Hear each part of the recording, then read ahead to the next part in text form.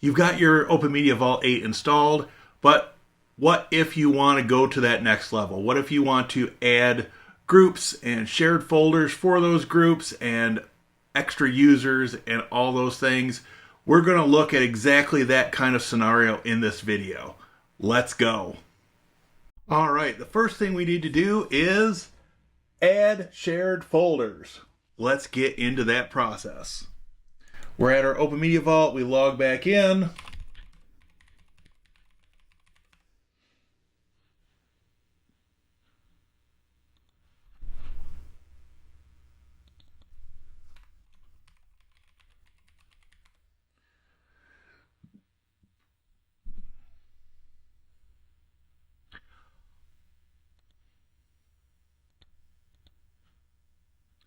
All right, to add our share folders, we need to go to Users,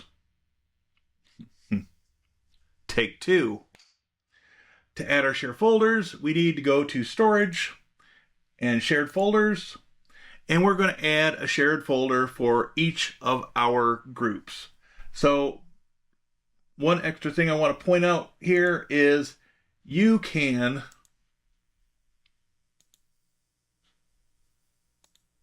never mind.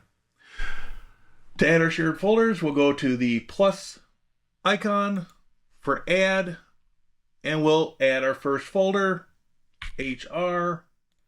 It's going to go on that same drive we used before. We're going to save that, and we're going to repeat that for the other groups.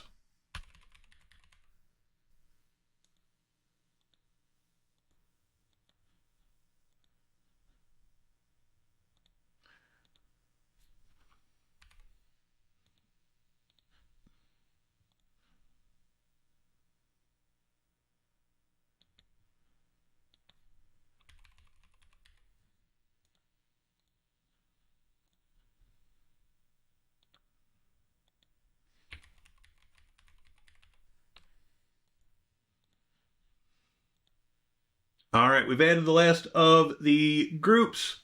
We need to go ahead and apply the change. Say yes.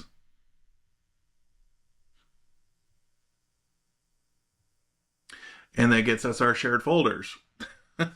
Not groups, shared folders. Okay, I was jumping the gun. So what do we need to do next?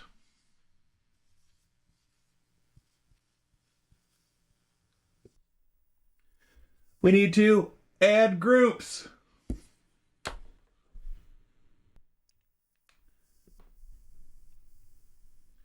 To do this, we're going to go to Users, we're going to go to Groups, and we are going to go again to the blue plus icon to add each group. Now, one thing to point out is that you can import groups.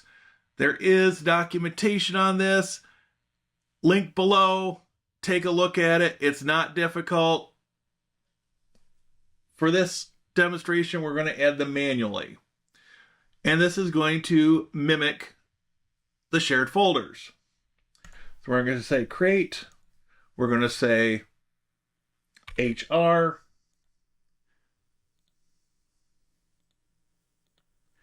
We're not going to select any members. That'll come later. We're going to say save. We can select HR here, and we can give it read-write access to the HR folder, and we're going to give it no access to the rest of the groups.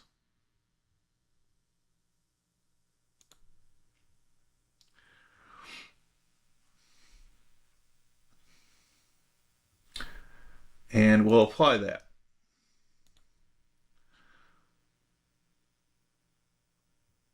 And I'm going to go ahead and add the rest of these, and then we will move forward.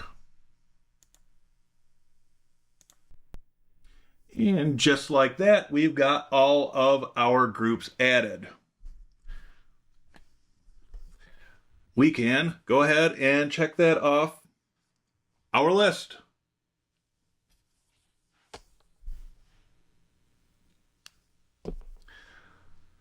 So now we need to grant access for those groups to each of the shared folders. I showed that once, but let's go back through the process.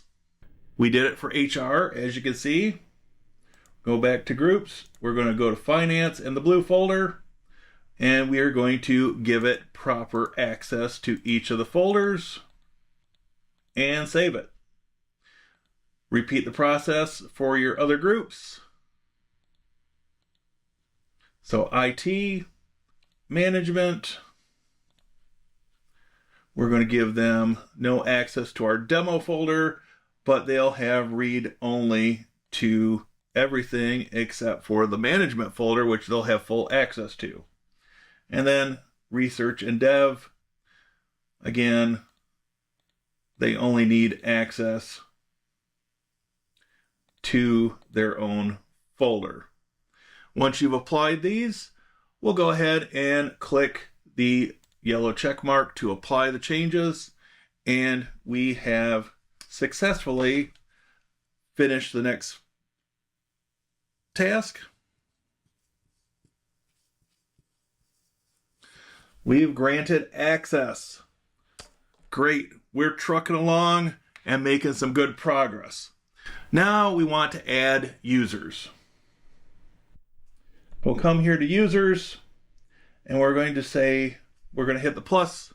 We're going to say import this time. And if we come over here,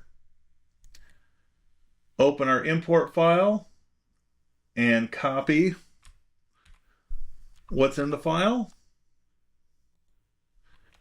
go to a new line and paste it in and hit import and apply our changes. As you can see, we've successfully imported all of our users: Billy, Bobby, Debbie, Heinrich, Jimmy, Joey, Mary, Raj, Tony, and Vinny. And they're assigned to their respective groups.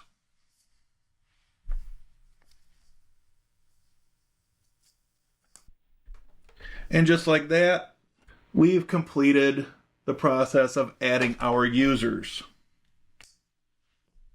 But this is all great, and it means nothing unless you test the access.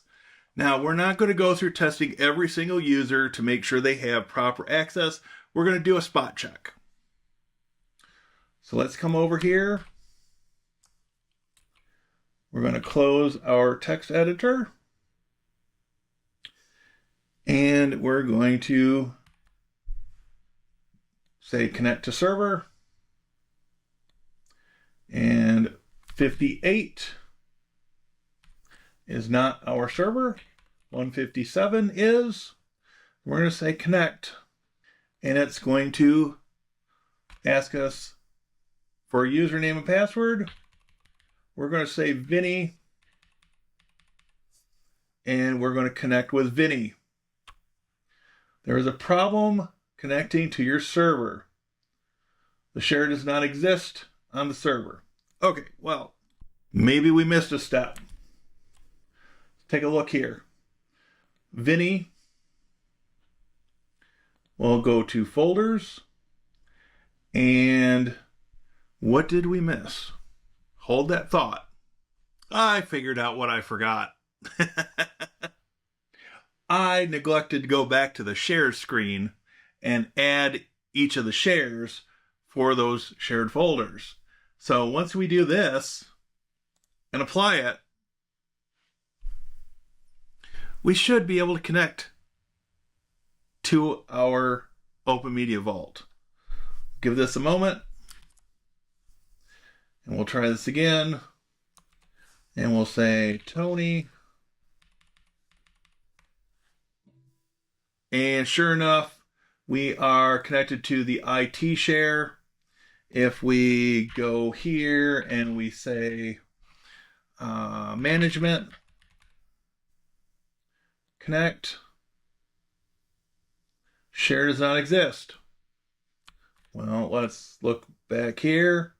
There is a share, but could be related to the fact that we are logged in as Tony for the IT share. So we'll eject that. This is always the fun part.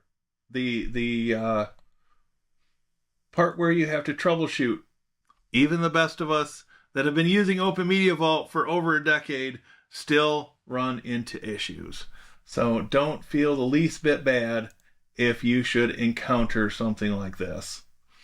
We're going to try one more time. And our user for management is Jimmy. And we did, in fact, mount the management share as the Jimmy user. This wraps up the end of our steps. And we've got a system we can use. This should be sufficient for a small business, a home environment if you've got other people in your home, and provides a good building block upon which you can add more features and functionality. But that, my friends, will come in another video. And if that's been recorded, you should see it here. And if that's been recorded, you should see it here. And if that's recorded, you should see it here. Thanks for watching. I'll see you next time.